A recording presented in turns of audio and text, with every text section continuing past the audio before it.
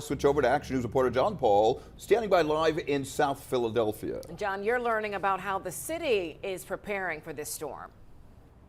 Yeah, Shari, Rick, I mean, a lot of planning goes into something like this. It would start with them declaring a snow emergency. To be clear, that has not happened yet. But once it does, a few things will start to happen. This is Washington Avenue right here. You see the sign underneath the speed limit that says snow emergency route. Roads like these, most of the major roads like Broad Street, will start to restrict parking. So they'll actually be towing cars off these roads once that snow emergency is in effect. And you know how these narrow side streets are already filled up. So they're going to be opening up parking garages and things like that once that emergency is declared.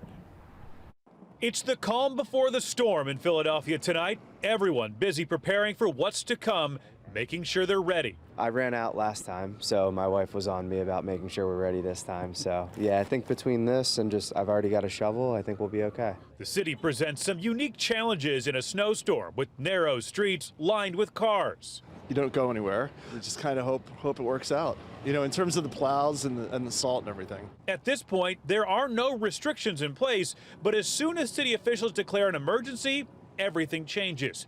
The major roads that are designated snow routes will restrict parking so plows can get through.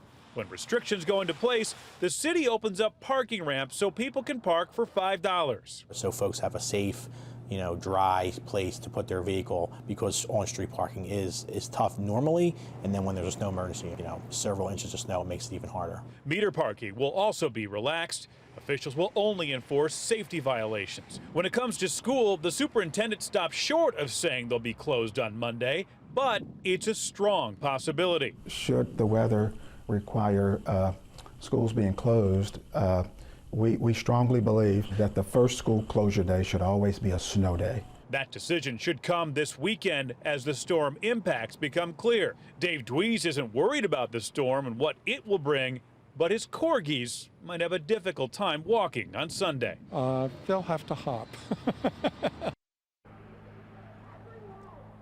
All right, so they have not closed school just yet for Monday, but as you heard the superintendent say, if they do, Monday will just be an off day, but any day after that would be remote learning.